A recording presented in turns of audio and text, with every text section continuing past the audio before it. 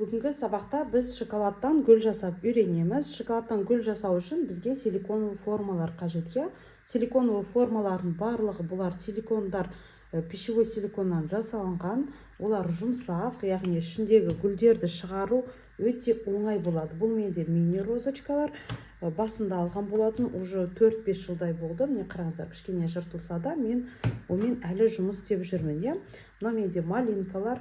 Обязательно букет жинаған кезде бір үлкен элемент болсын, үлкен гүлдер болсын, одан кейін средний гүлдер, одан кейін кішкентай элементтер. Кішкентай элементтер бізде малинка, голубика, сондайларды алсаңыздар болады. Міне қараңыздар, мынау менде бұрынғы молдтар, мына үшеуі ең басында алған болатынмын. Одан кейін қазіргі молдтар қалай ашылады, қараңыздар. Шоколадты шығару өте оңай, яғни олар бір-бірден сатылады, зато олмен жұмыс істеу өте оңай, жыртылмайды, жұмсақ, жуғанда да, сақтағанда да бұл молдтар өте ыңғайлы жұмыс істегенге деп айтса болады. Ал мынандай молдтарды алмаңыздар. То есть разноцветные, олар вроде бы жұмсақ сияқты ұстасаңыздар, но некачественно, қараңыздар, уже жыртылады біріншіден. Бұмен даже бұлай выворачивать тяжело, бұны даже аудара алмайсыздар да, қараңыздар. Тез жыртылып қалады, және бұл молдтармен жұмыс істеу қиын болады. Бұл менде пион молды болған, уже жыртылып қалды, сіздерге көрсету үшін қалдырып қойдым. Бұндай силиконды алмаңыздар, бұлар қатты және жұмыс істегенге ыңғайсыз. Тез жыртылып қалады, ақшаларыңыз текке кетеді деген сөз. Всегда осындай молдтарды алыңыздар, өте жұмсақ. Мен сіздерге поставщиктардың контактілерін беремін. Мен көбінесе Казаннан заказ беремін. Қараңыздар, мына молдтар кішкентай гүлдер болғандықтан бұны біз осылай аударып аша саламыз, бұны жуамыз, осылай кептіреміз, одан кейін құрғақ түрінде ғана қолданамыз. Ал кейбір қиын гүлдердің шет жақтарында осылай кесілген түрлері болады, оны осылай аша саламыз. Енді қазір біз шоколадты темперировать етеміз. Мына жерде қараңыздар, мен алдында қолданған розовый шоколад бар, ақ шоколад бар, 200 грамм шоколадты алдым, оны қазір микроволновкада қыздырамын. Одан кейін бөлек ыдысқа мен 50 грамм шоколадты дайындап қойдым. Қазір мен қыздырып, әкеп қосып, осы формаларға құятын боламыз. Міне қараңыздар, мен шоколадты, жаңағы 200 грамм шоколадты микроволновкада еріттім, жақсылап отырып оны араластырып аламын. Біздің ақ шоколадымыздың, еріген шоколадымыздың температурасы 40-45 градустан аспауы қажет. Яғни 45 градустан жоғары, 40 градустан төмен болмауы қажет. Міне қараңыздар, бізде 44 деп көрсетіп тұр. 40 градустан төмен емес, 45 градустан жоғары болмауы қажет.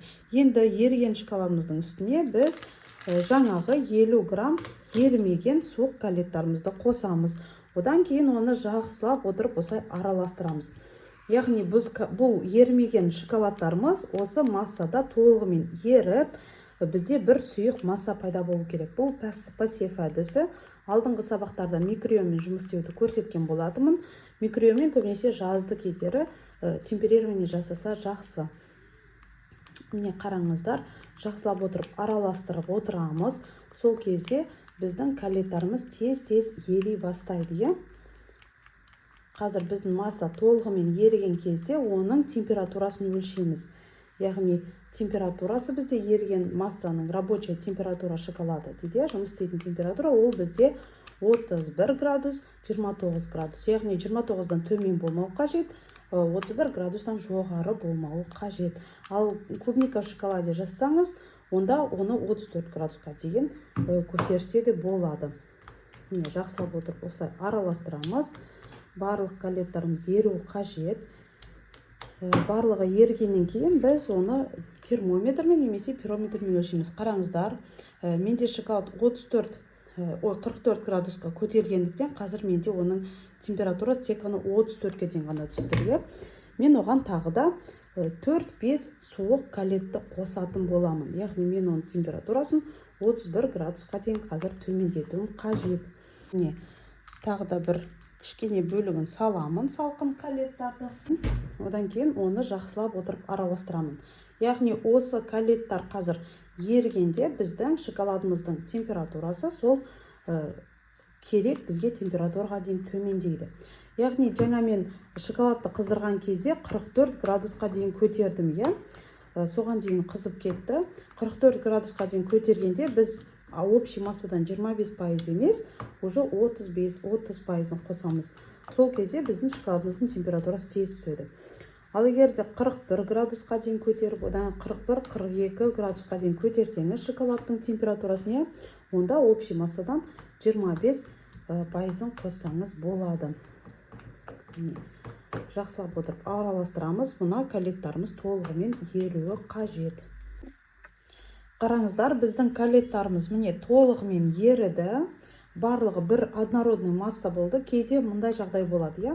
Например, сіздің шоколадыңыздың температурасы төмендеді 30-31 градусқа дейін, ал ішінде ермеген коллеттар қалып қойды, иә? Оны сіз алып тастасаңыз болады, немесе микроволновкада кішкене 1 секундқа қыздырып, немесе фенмен кішкене қыздырып жіберсеңіз болады, иә? Тек қана қатты қыздырып жібермеңіздер. Бұл жерде қараңыздар, шоколадпен жұмыс деген кезде оларды әрдайым осылай араластырып тұру керек. Яғни шоколад любит, когда с ним работают. Жай ғана оны коллеттар ерісін деп тастап кетпеңіздер. Өйткені одан кейін ол дұрыс темперирование болмай, шоколадыңыздың бетінде ақ налет пайда болады. Сондықтан шоколадты осылай еріткеннен кейін жақсылап отырып араластырамыз. Барлық коллеттар ерігеннен кейін де біз оны жақсылап отырып осылай араластырамыз. Одан кейін оның температурасын өлшейміз. Бізде қазір 31 градус деп тұр, яғни онымен жұмыс істей берсе болады. Осындай ыдысқа конденсерлік мешогымды кіргізіп алдым. Енді оның ішіне осы шоколадымызды құятын боламыз. Мен қазір жартысын құямын да, мен жартысын, қалған жартысын кішкене бөлектеу түске бояймын, иә? Одан более насыщенный қылып. Одан кейін букет жинайтын боламыз. Енді біздің қолданатын барлық формаларымыз, барлық ыдыстарымыз, барлық құрғақ және таза болуы қажет, иә? Енді міне кондитерлік мешогымызға құйдық, бас жағын кесіп тастадым. Енді форманың ішіне құятын боламыз шоколадымызды. Егер де екі түспен істегіңіз келсе, онда екі шоколадыңызды екі түске бөліп аласыз. Одан кейін бірінші жартысын құясыз, например, қызыл түсті, иә, одан кейін оның үстіне ақ түсті құясыз да, одан кейін осылай жақсылап отырып соғасыздар. Мен барлығын осылай құйып шығамын. Формалардың ішіне осылай кондитерлік мешокпен құйып шығамыз.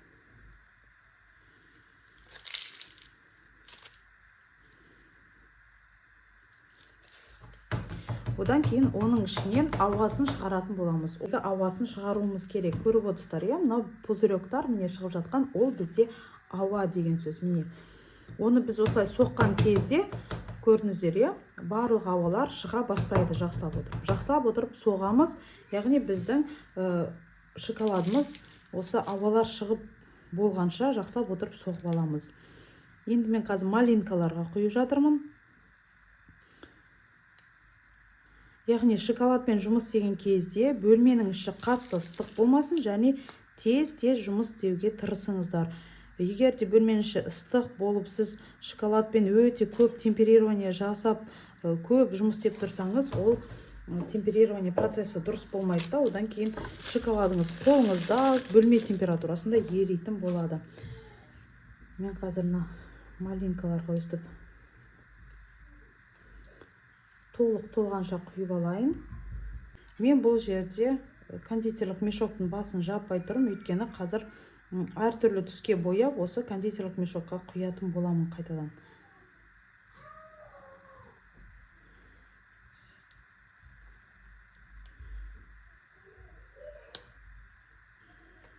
Енді біз мына формалардың барлығын осылай жақсылап отырып соғып шығамыз. Соққаннан кейін оны тоңазытқышқа қойып қоямыз. Где-то 3-4-5 минутқа. Малинкалар 5 минут тұрады, одан кейін біз оларға шпажкаларды кіргіземіз. Ал мынандай розалы гүлдер, үлкен розалы гүлдер 10 минуттай тұрады, 10 минуттан кейін бет жағы қата бастағанда біз оған шпажкаларды кіргіземіз. Осылай жақсылап отырып соғамыз, барлық ауасын шығаратын боламыз.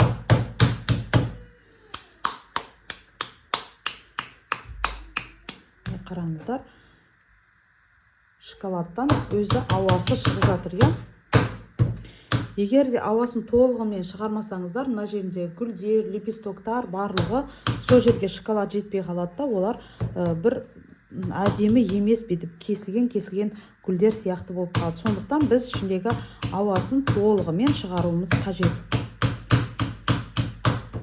Осылай шығарсаңыз болады, немесе стоматологиялық жерлерде, яғни немеден Wildberries'тан қарасаңыздар болады, вибростолик деген болады. Сол столиктің үстіне қойып қойсаңыздар, мына формаларыңыз осылай дірілдеп тұрып, ішіндегі ауасын шығаратын болады. Егер де ол көп заказ болып жатса, сол столикті алсаңыз болады. Маған өзіме осылай жасаған негізі ыңғайлы. Букетімнің түсі тек қана розовый болмай, кішкене бөлек түске де бөлек бояғым келді. Бұл бізде бургудный деген түс екен. Негізі осы түс маған ұнайды. Гүлдерді өте насыщенный, әдемі қылып көрсетеді. Кішкене ғана бөлігін қосамын. Кішкене екі оттенікті менде букетім шығу үшін кішкене қостым. Араластыратын боламын. Негізі шоколадты бояған кезде тек қана бір түске ғана боямай, осылай әртүрлі түстерді қосып араластыруға болады. Сол кезде тоже жаңа бір новый түсті шығаруға болады. Яғни, например, қоңыр түсті шығару үшін кейбіреулер жасыл мен сарыны қосылып жатады. Сондай сөйтіп бір-біріне қосып жаңа түс шығаруға болады. Міне қараңыздар, жаңағы шоколадымыз уже розовый емес, кішкене фиолетовый түске де ұқсап тұр. Жақсылап отырып араластырып аламыз.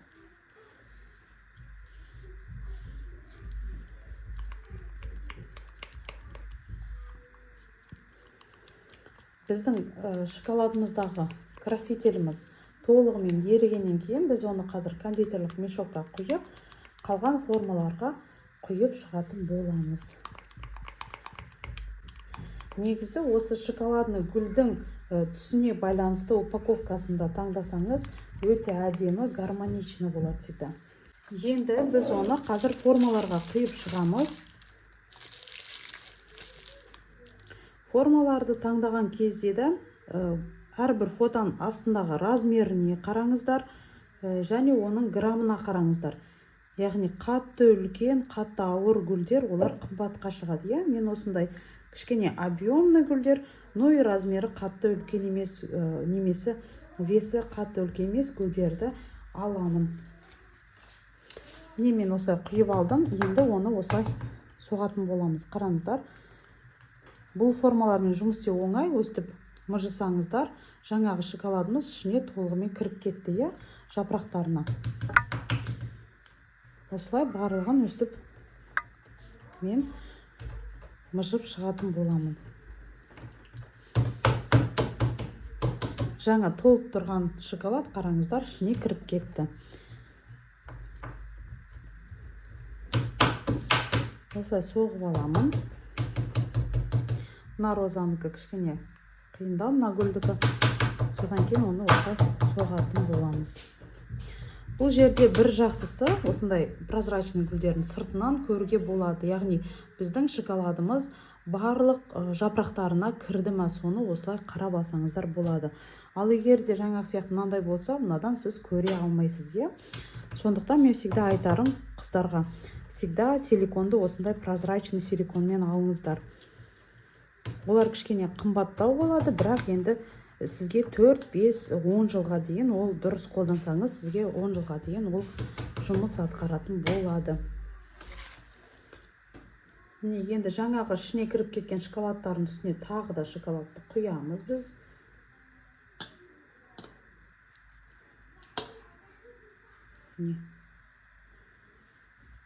Одан кейін біз оны тағы да соғатын боламыз. Барлық ауасын шығаратын боламыз.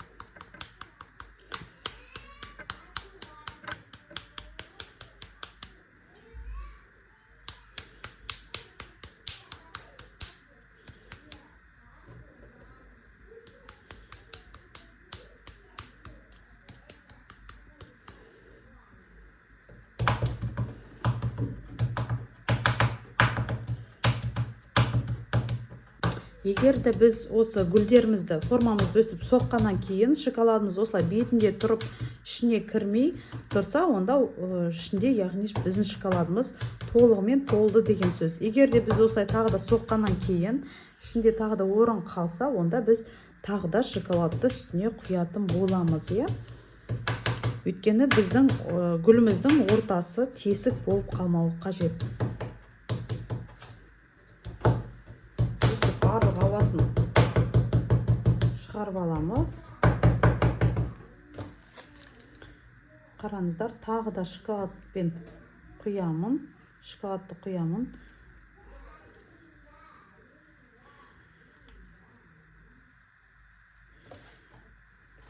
Тағы да бір рет осылай соғып аламын. Біздің шоколадымыз ешқайда кетпей тұр. Яғни осы күйінде біз оны тоңазытқышқа бір 10 минутқа қоямыз. 10 минуттан кейін біз олардың үстіне шпажкаларды кіргізетін боламыз. Болды? Қазір енді бұның барлығын мен тоңазытқышқа алатын боламын. Міне қараңыздар, 5 минут өтті. Менің малинкалардың беті уже матовый болып тұр. Бұлай қолмен ұстасам, ол жабыспайды, яғни кішкене қаттылау болып тұр, иә. Ол букетке мен всегда 30 сантиметрлік шпажкаларды қолданамын. Енді біз бұл шпажкаларды осы малинкаларымызға, гүлдерімізге кіргізетін боламыз. Кіргізген кезде где-то аяғына түбіне дейін кіргізбейсіздер, яғни ортасына дейін қана. Где-то 1 сантиметрдай біз кіргізетін боламыз осылай. Қатты кіргізіп жібермеңіздер. Қатты кіргізсеңіздер, ол сіздің гүліңізді, осындай шоколадтарыңызды екіге бөліп ар жағына тесіп шығып кетеді. Именно 5-10 минут қана тосамыз, одан кейін біз шпажкаларды кіргіземіз. Егер де одан да көп тосып, мына шоколадтарыңыз қатты болып кетсе, шпажкаларды кіргізу сізге қиын болып кетеді. Сондықтан бір 5 минут, 10 минут тоңазытқышта тұрғаннан кейін шпажкаларды кіргізуді осылай ұмытпаңыздар. Ортасына осы шпажкаларды толығымен өстіп кіргіземіз да, одан кейін оны енді қайтадан толығымен қатқанша тоңазытқышқа алып қоямыз. Яғни біздің гүлдеріміз тоңазытқышта 1 сағат тұру қажет. Ал мынандай малинкалар енді бір 20 минут тұрса жеткілікті. 20-30 минут тұрса жеткілікті. Осылай кіргіземіз, одан кейін тоңазытқышқа алып қоямыз тағыдан. Ол біздің шоколадымыз ары қарай толығымен қатуы қажет.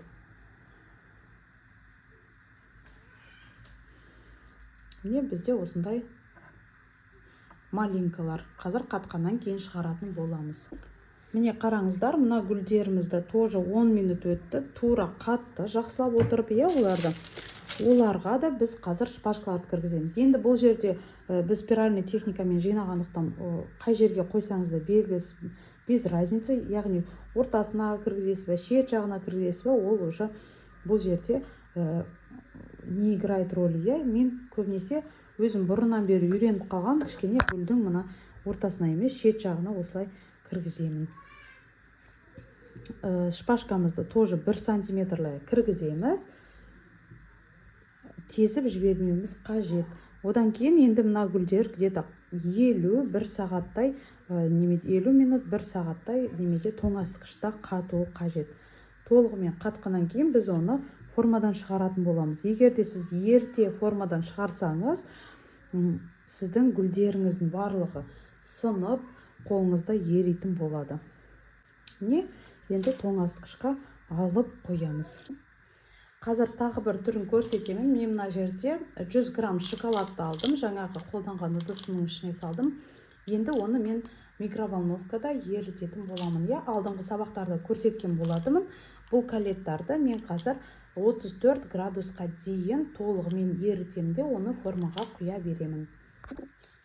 Қараңыздар, мен микроволновкада шоколадты еріте бастадым. Әрбір 15-20 секунд сайын шығарып, араластырып. Енді қараңыздар, менде колеттарым толығымен ерген жоқ. Бірақ шоколад вроде жартысы уже еріді. Осындай моментте біз шоколадымызды жақсылап отырып араластыра бастаймыз. Яғни микроволновкаға қайтадан салмаймын, бірақ мен оны жақсылап отырып осылай араластырамын. сол кезде біздің коллеттарымыз толығымен ериді, ал шоколадымыздың температурасы 34 градустан аспайтын болады. Сол кезде бізге темперирование жасаудың қажеті жоқ. Осындай күйінде біз оны формаға құя береміз. Яғни бұндай шоколадпен жұмыс істей береміз. Жақсылап отырып араластырамыз.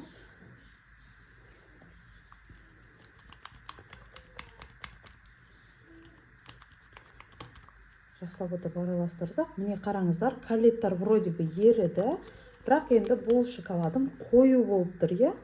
Жұмыс істегенге, формаға құйғанға кішкене қиындау болады. Температурасын өлшеймін, менде қазір 30 градус деп тұр. Енді шоколадым менде қою болғандықтан мен оны қазір тағы да бір 1-2 секундқа микроволновкаға қоямын. Яғни микроволновканың ішіне қоямын да 1-2 деп санаймын, содан кейін шығарып аламын. Бұл шоколадым менде 34 градустан асып кетпеуі қажет. Міне қараңыз, мен шоколадты қыздырып алдым. Бұл более жидкий болып тұр. Міне қараңыз, иә, жұмыс істегенге ыңғайлы болып тұр. Енді оның температурасын өлшеймін. Қазір ол 31 градус деп тұр. Яғни бұны мен қазір бояп, кондитерлік мешокқа құйып, формаларға жаңағы сияқты толтыратын боламын. Тура осылай ерітіп, біз клубника в шоколаде жазсаңыз болады, немесе плиточный шоколад, гүлдер, барлығын осылай жасауға болады. Тек қана алдағы қолданған шоколадыңыз дұрыс темперированный болу керек, немесе жаңа коллеттар болу керек. Яғни дұрыс емес темперированный шоколадты осылай ерітсеңіз, ол енді одан кейін дұрыс результат көрсетпейді. Сондықтан мен всегда айтамын, жаңа қолданбаған коллетті осылай ерітсеңіз, жақсы результат алуға болады. Екінші түрін мен осындай бирюзовый түске бояғым келеді. Бұл менде Guzman жирорастворимый краситель, жасыл түстің мен қазір кішкене бөлігін қана қосатын боламын. Совсем кішкене бөлігін қосып, жақсылап отырып араластыратын боламын.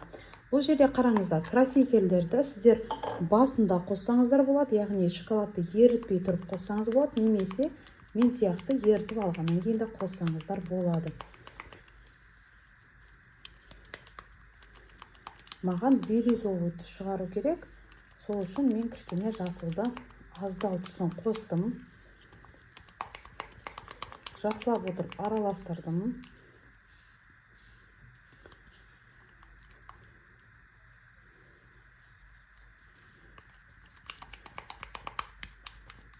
Бұл бізде осындай нежный түс беріп тұрген. Жасыл да емес, ақ та емес, осындай бір нежный түс беріп тұр.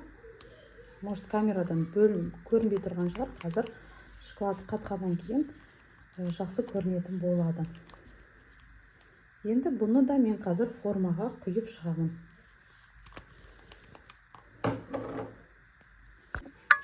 Қараңыздар, бізде 20 минут өтті. Малинкаларымыз уже қатып қойды. Мен оларды осылай шығаратын боламын. Міне, біздің малинкаларымыз дайын, бірақ тағы да тоңазытқышқа қойып қоямын. Мен осылай қазір барлығын шығарып аламын.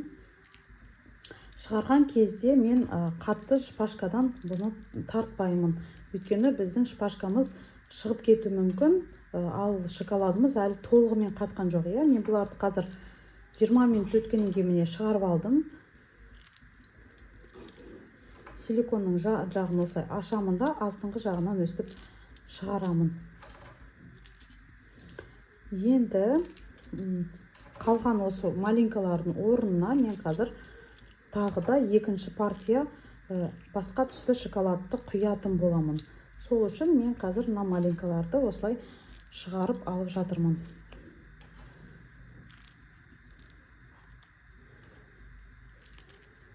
Не қараңыздар, жаңағы бізде розовый түс болған, екіншісі менде осындай басқа кішкене оттенок қостым. Екеуі все равно отличаются, көрдіңіздер. Енді мына формамды мен қазір ішіндегі шоколадты шығарамын. Енді бұл формаға мен жаңағы бирюзовый түсті шоколадымды құйып шығамын. Ол менде кішкене қоюлана бастады.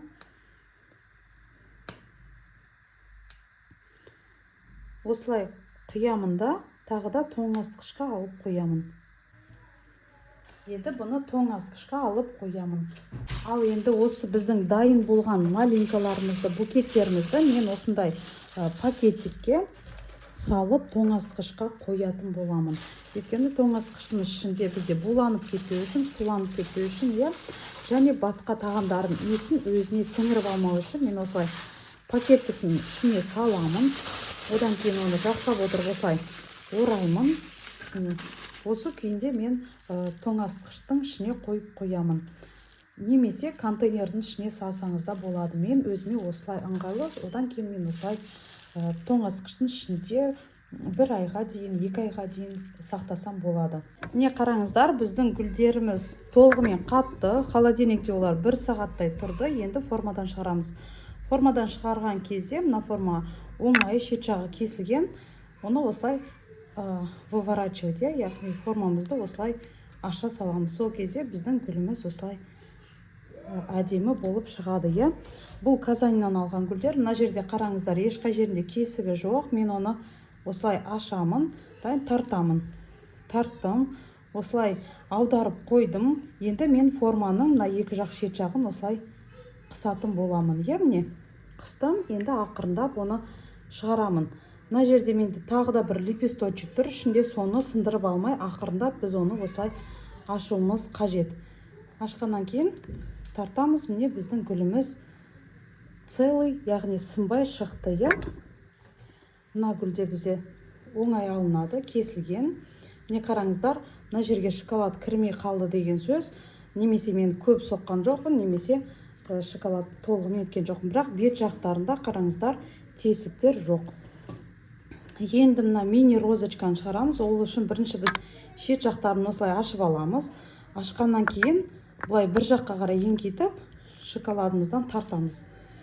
Шет жағы кішкене сынып кетті. Ничего, жақсы болып шықты. Немесе сіз осылай аштыңыз, жан жақтарынан ашып алдыңыз. Одан кейін ақырындап мына шпажканы бұлай бір жағына қарай тартамыз. Міне. Кішкене бір тесіктен қалыпты, ауалар қалып қойған, түк етпейді. Формамызды жақсылап отырып ашамыз, астыңғы жағынан баспаймыз. Бұл гүлдердің астынан бассаңыз, мына лепестоктар сынып қалады. То есть, мына жағынан қатты напряжение беріп баспаймыз. Жай ғана ашамыз да, міне. Одан кейін гүлімізді өстіп ақырындап шығарамыз. Сонда гүліміз бізде сынбайтын болады. Қазір мен барлығын өстіп шығарып аламын. Міне қараңыздар, мен астынан бүйтіп итергендіктен міне бір лепестогі сынып қалды. Ничего, астынан итермеңіздер, сол үшін жай ғана бір жағына қарай тартып аламыз. Міне. Енді қазір букет жинайтын боламыз. Жинау үшін мен осындай тонкий скотчты аламын. Енді мен букетті өзіңіздің қалауыңыз бойынша жинайсыз. Қай гүлдер, қайсы сочетанияда жақсы көрінеді екен қарайсыз, үстінен екеуі бірдей биіктікте болу қажет. Одан кейін алдыңғы букет жинаған сияқты осылай зигзаг қылып қоямыз. Бұл жерде де бізде гүлдерге қатты напряжение бермеу керек. Егер де біз тік қойсақ, гүлдерге напряжение береді, біздің букеттеріміз, яғни бір-біріне напряжение беріп сынып кетуі мүмкін. Міне бірнеше рет қайтара орадым. Тағы да жанына осындай бирюзовый түсті қоссақ болады. Менде бирюзовый гүлдерім кішкене сынып қалды. Ничего. Бирюзовый гүлді қостым жанына. Бұл жерде жинаған кезде бізде аралары максимально жабық болу керек. Қатты ашық қылмаймыз. Жанына тағы да осындай розовый гүл қосамын. Ал астыңғы жақтары бізде осындай кішкене спираль сияқты болып келе жатыр.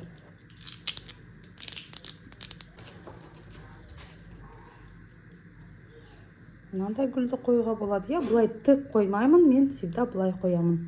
Сол кезде біздің гүлдерге напряжение түспейді. Осылай орадым. 2-3 қайтара орадым. Енді жанына араларына осы малинкаларды қосып жіберсе болады. Тоже әдемі көрінеді малинкаларды.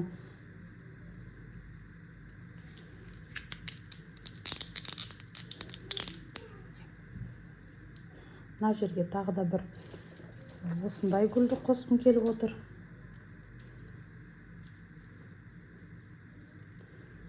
Гортензия гүлі дейді. Мен оны тоже Казаннан заказ берген болатынмын. Өстіп біз букетімізді жинай береміз. Қараңыздар, мән бермеңіздер. Мына именно бирюзовый гүлдерім менде барлығы өстіп жапырақтары сынып қалды. Мен оларды кеш құйдым. Олар бізде тоңазытқышта аз уақыт тұрды. Араларына осылай малинкаларды қосып қойса болады. Яғни бізде точка связки бір жер болады да, міне астыңғы жағы бізде как спиральный сияқты, үстіңгі жағынан бізде напряжение жоқ, иә. Мына жерге осындай гүлді қосса болады.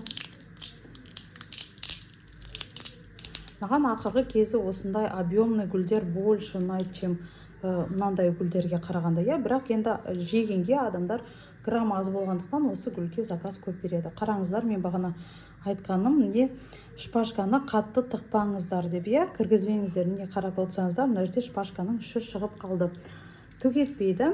Мен оны кондуримен боясам, шпажкам көрінбей қалады. Немесе шпажкаңызды астыға қарай кішкене тартып алсаңыз да болады, иә. Бізде бұл жерде букет жинаған кезде тоже қарап отырамыз, 3 бұрыш, 4 бұрыш қылмай, домалақ қылып жинаймыз, иә.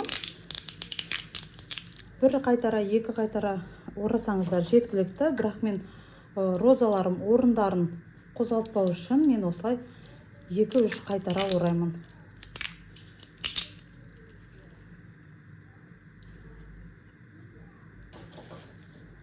Мына жаққа бір гүлді қойға болады осылай. Өстіп, біз параллельный техника арқылы осы букетімізді жинай береміз. Главное, үстіне де қарап отырасыз, арт жағына да, бар жағына енді қарап отырасыз.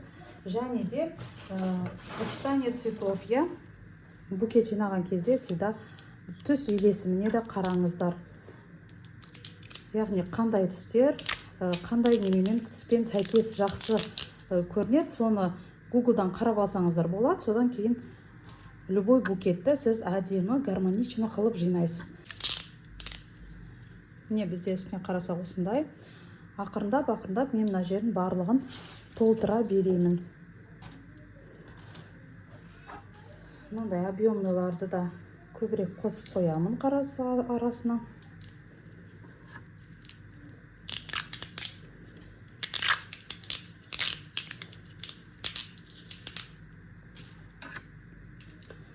Мына жерге розовыйды қосса болады, немесе бірінші осындай малинканы қойып ашық жеріне.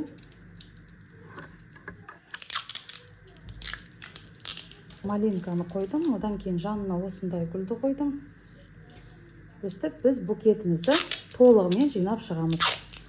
Әрдайым жинаған кезде букеттің үстінен қарап отырыңыздар. Букеттеріңіз сіздерде дөңгелек болып шығу қажет. Егер де сізде классический оформление болса, онда букетіңіз дөңгелек болу керек. Ал егер де бывает оформление, яғни корейский стильда, онда оны сопақ қылып жинасаңыз болады, иә.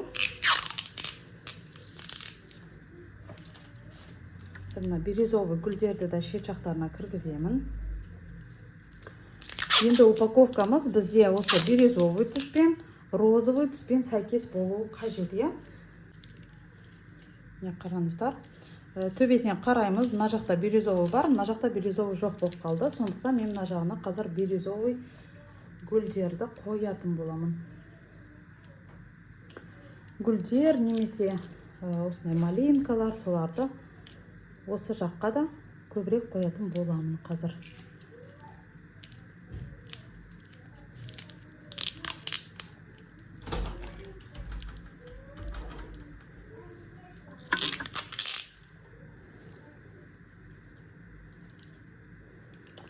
Қараңыздар, қазір мен толығымен осылай орап шығамын барлығын. Дайын болғанда сіздерге қазір көрсететін боламын. Негізі букет жинау оңай. Главное түстерін подобрать етіп, және осы техниканы қолдансаңыздар, сізде любой букетіңіз әдемі болып шығады. Бұл жерде үстінен қараймыз, қай жерге қосу керек, мына жерге қосу керек, мына жерге, иә, сол кезде бізде домалақ шығады.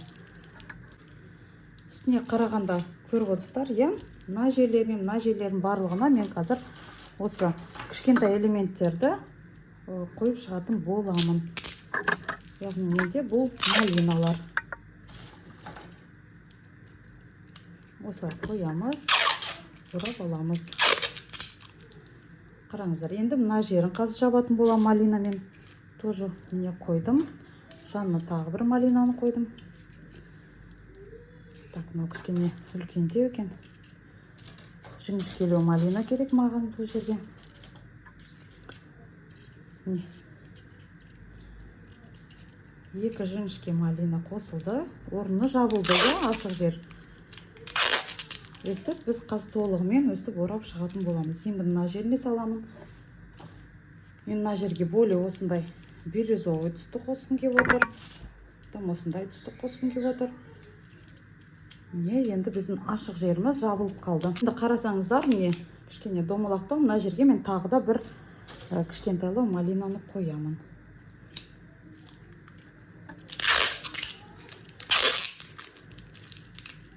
Мына жерге қазір жинастырам.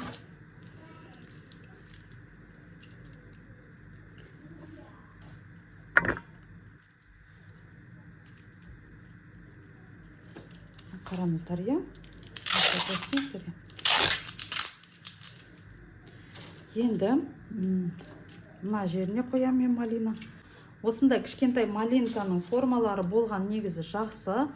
Сіздің любой букетіңізді қалайда келіспей тұрған жерлерін барлығын өстіп домалатып істеп жүресіз. Мен 2 рет 2 партия малинаны қойдым. Осы кішкентай мини букетке ол жеткілікті деп ойлаймын. Не, вроде бы барлық жерлері жабылды, но в то же время біз қазір үстінен қараймыз. Ол бізде домалақ болып шықты ма, домалақ болып шыққан жоқ па, сол жағынан қазір қарастырамыз. Кейін осылай ораймын. Енді қараймыз. Вроде домалақ, иә, но кейбір жерлеріне қосса да болады екен малинаны. Мына жерге қосса болады.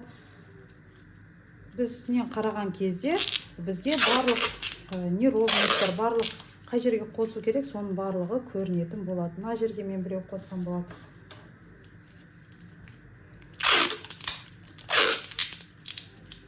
Содан кейін мына жерге біреу қосам. Өстіп, мен қазір толығымен жауып шығамын. Қараңыздар, мен толығымен жинап шықтым. Енді мен оны қазір орайтын боламын. Мына жерде кейбір жерлерін қарап отырғанда, видеодан қараған кезде міне мына жерге біреу қосып жібердім, или мына жерге.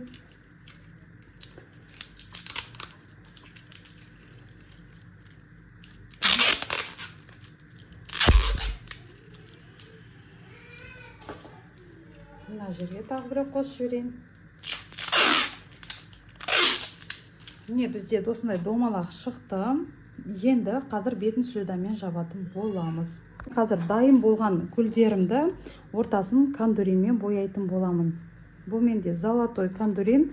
Кондитерлік магазинде сухой түрін аласыз. Оның үстіне спиртті, бір тамшы спирт қосып, кішкене бөлігі дысқа салып. Одан кейін өстіп гүлдеріміздің ортасын бояп шықса, ол более әдемі, более выразительный болып көрінетін болады. Одан кейін кисточкамен осылай бояп шығамыз. Қараңыздар, кисточканы бұл жерде натуральный емес, искусственный щеткасымен қолданған жақсы. Сол кезде ешқандай қылшықтар түспейді. Міне енді қазір букетімізді орайтын боламыз. Міне қараңыздар, букетімнің размеріне байланысты мен слюданы осылай кесіп алдым. Енді оны букетімнің бетін жабатын боламын. Мен бірінші осылай екі жағын жауып аламын. Одан кейін осы бұрыштарын өстіп жауып шығамын. Тартып. Одан кейін үстіңгі жағын өстіп жинаймын. Сонда қарап отырсаңыз, сіздің бет жақтары осындай әдемі болып жиналды. Ешқай жер угол торчать етіп тұрған жоқ, бізде домалақ болып жабысты. Енді мен сол слюданы өстіп скотчпен айландырып шығамын. Скотчпен тартып айландырдым.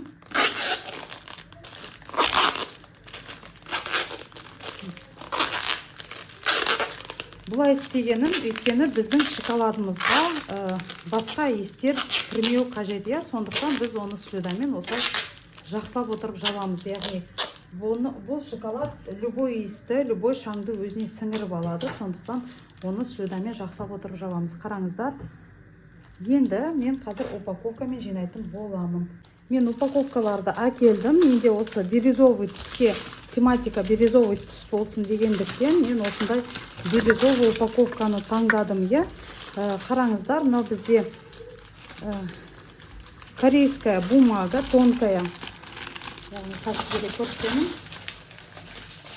Мынау бізде корейская бумага өте жұқа болып келеді, но очень нежный болып көрінеді, иә. Ал мынау болса бізде ең сыртын қаптайтын, мынау бізде полистефуамиран. Мен ол сыртын, букеттің сыртын сонымен қаптап шығатын боламын. Қазір сіздерге бір түрін көрсеткім келеді упаковканың. Мен осындай бір несін, листін упаковканы екіге бөлемін. Көрініп тұр, иә. Одан кейін ол екіге бөлгенді тағы да екіге бөлемін осылай.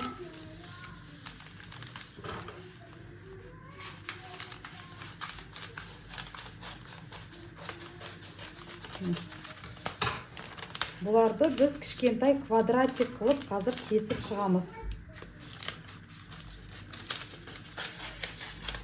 Міне қараңыздар. Енді оны осылай бөлемін.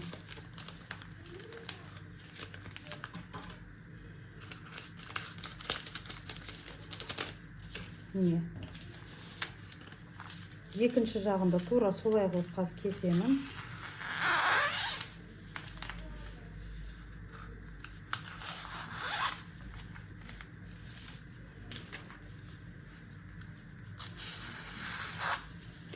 Сонда бізде осындай квадратиктер пайда болады, иә. Енді біз оны қалай істейміз? Упаковканы, пышный упаковка жасау үшін нежный. Мен оны осылай екіге бұлай бүктедім. Қатты бүктеген жоқпын, осылай қойдым. Әрбір углдары осылай шығып тұру қажет. Одан кейін мына жағын аламын да, ортасына әкелемін, шығарамын. Мына жағын аламын да, мына жағына қоямын. Яғни бізде углдары көрініп тұру керек, но в то же время ол бізде осындай пышный болып тұрады, иә. Енді степлермен астыңғы жағын жабыстырамыз. Барлығын солай істеп шығамыз. Осылай қоямыз, осылай қоямыз, осылай, иә, жасаймыз да. Өстіп біз барлығын істеп шығамыз. Мына бирюзовыйларды алып тастасаңыздар болады, немесе қалдырсаңыздар да болады, өте әдемі көрінеді. Міне, толығын, барлығын мен осылай істеп шығамын. Көрініп тұр, иә. Кейін қазір букетті біз әсемдейтін боламыз. Міне қараңыздар, мен осын барлығын осылай дайындап шықтым. Енді біз букетімізді аламыз. Көрініп тұр, иә. Букетімізді осылай қоямыз шет жағына кішкене. Осы нелерімізді дайындап қойған заготовкаларымызды қараңыздар. Мына екі жағы ұшы бар ғой, сол біздің гүлдерімізден биік болмау керек. Яғни осылай қоямыз да, біз оны скотчпен жабыстыратын боламыз. Осылай екі скотчты кесіп алдым. Міне. Двухсторонний скотчты бір рет айландырып, соған жабыстырып шықсаңыздар да болады. Менде қазір двухсторонний скотч жоқ болып тұр, сондықтан мен осылай қазір барлығын істеп шығамын. Енді екіншісі бізде бұлай тұрмайды. Қараңыздар, бұлай болады. Міне, мына жерінде қатты ашық болмау керек. В то же время мына углдары мына гүлден биік болып кетпеу керек, иә. Мен скотчты аламын тағы да, кесіп алдым. Екіншісін солай қоямын. Міне. И екі жағына мен осылай оны жабыстырып шығамын. Сол кезде бізде осындай нежный упаковка болады. Біз букетімізді толығымен сөйтіп қаптап шығатын боламыз. Бұл жерде енді қарап отырыңыздар, бір жағы биік, бір жағы төмен болып кетпесін, иә. Барлығы бір уровеньда істелу керек. Қалғандарын қазір жабыстырайық.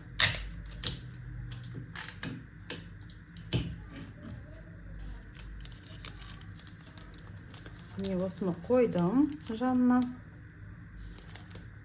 Екі жағынан осылай жабыстырамын. Сіздерге түсінікті деген ойдамын. Енді солай біз букетімізді осылай айландырып шығамыз толығымен. Жабыстырып шығамыз, сосын сіздерге көрсететін боламын. Міне қараңыздар, бізде осылай воздушный упаковка пайда болды. Арт жағынан бізде мына жер жабық. Енді біз бұның сыртынан пористый фоамиранмен қосатын боламыз. Фоамиранды қазір мен осылай бөліп аламын. Бұл жерде не обязательно фоамиранды қолданған, бұл жерде любой плотный нелер болса, упаковка болса, соны қолдансаңыз болады. Кішкене плотный лав, ну и можно осындай корейский упаковкамен да. Осылай жауып шығамын. Қазір мен көрініп тұрмас, сіздерге осылай мен толығымен жауып шығамын.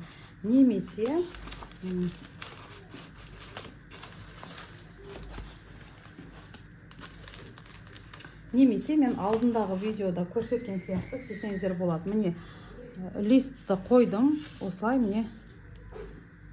Мына жерде тоже мына екі жақ кесілген жақ біздің мыналардан биік болмау қажет. Яғни бұның артына бұл тығылып қалуы керек екеуі де, көрдіңіздер. Енді бұл қосылған жерін біз скотчпен тартып отырып мен қазір орайтын боламын. Өйткені фоамиранды скотч қатты дұрыс ұстай алмайды. Көрдіңіздер. Мы можем сразу осылай барлығын істеп шыққанша классический қылып, немесе мен алдындағы видеодағы сияқты осылай істесеңіздер болады. Алдыңғы жағында более нежный болып шығады. Қай вариант сізге ұнайды, соны таңдасаңыздар болады. Ұзын жартысын алдым упаковканың. Осының алдына өстіп жабатын боламын. Осы букеттің алдын жабатын боламын. Қараңыздар, тура ортасын таңдадым. Мен өстіп қыстым. О жеріне шпажкадан ұстадым. Мына жақтарын барлығын жөндедім. Осылай жөндедім. Енді қараңыздар, бізде арт жағына ғана келгенде арт жағында қазір жөндеп аламыз.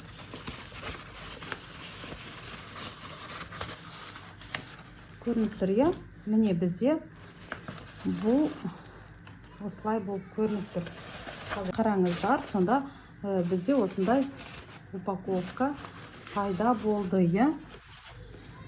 Алдыңғы жағынан бізде корейский сияқты, ішінде бізде осындай воздушный.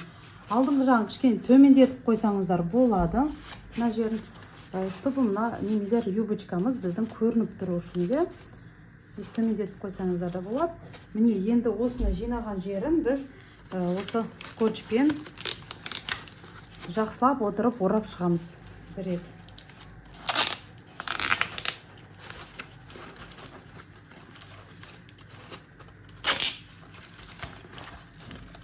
Міне осылай тартып отырып мен екі рет орадым. Жақсылап отырып тартып ораймыз, өйткені бұл фоамиран бізде скотчта жаман жабылады. Міне осылай болды. Енді қазір бізге астыңғы жағын юбочка сияқты жасау керек. Орап алдым. Кестім. Енді астыңғы жағын біз жай ғана бұлай жаппаймыз. Бұлай жауып қойсақ, бізде әдемі болмай қалады. Мына жер точка связки, мына жер жаман көрініп қалады. Переходный, плавный переход болу үшін, нежный болу үшін біз кішкене бөлігін үстіне қалдырамыз. Міне қарап отырсыздар. Міне ортасынан кішкене бөлігін үстіне қалдырамыз да, астыңғысын астына қалдырамыз. Осылай. Бізде сонда юбочка пайда болады. Көріп отырсыздар. Міне, енді тағы да бір 4 бұрышын аламын да. Тура солай жасаймын. Міне, биіктігін осылай істеймін. И мына жерін астыға қарай бүйтіп істеймін. Кішкене гармошка сияқты жинаймын. Сол кезде бізде упаковкамыз, корейская упаковка сияқты пышный болып шығады. Кішкене бұны төменірек істесе болады. Өйткені упаковка кішкентай болыпты. Міне қараңыздар. Астыңғы жағы бізде шпажкамыз ашық тұр. ол түк етпейді. Осы упаковкаға более-менее дәл келетін осындай лентаны тауып алдым. Енді осы лентамен қазір байлайтын боламын. Бізде воздушный упаковка болып қалу қажет. Яғни мен лентаны осылай алдым, арт жағынан тартып тұрмын, ақырындап. Осылай жинадым. Енді қараңыздар, бұл жерде біз 2 рет лентамызды осылай байлайтын боламыз. 2 рет байладық, қаттылап отырып тартамыз. Яғни жақсылап отырып тартамыз. Сол кезде біздің лентамыз жақсы ұстайтын болады упаковканы. Егер де қатты тартпасаңыз, одан кейін ішіндегі шпажкаларыңыз бен упаковкаңыз болтаться етіп тұрады. Жақсылап отырып тарттық, одан кейін тағы бір рет жай ғана обычный узелді істейміз. Енді бантик байлаймыз. 1 рет байладым. Менде тағы да осындай қалды. Оны мен қазір 2-ші рет байлаймын, 2-ші бантик.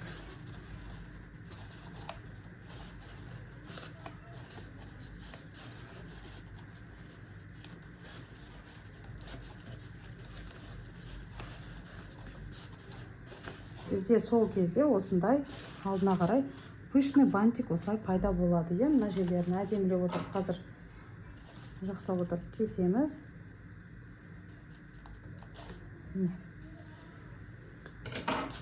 Біздің упаковкамыз дайын. Енді қазір мына жеріндегі шпажкалар шығып тұрғанмен кесіп алып тастағым келіп тұр.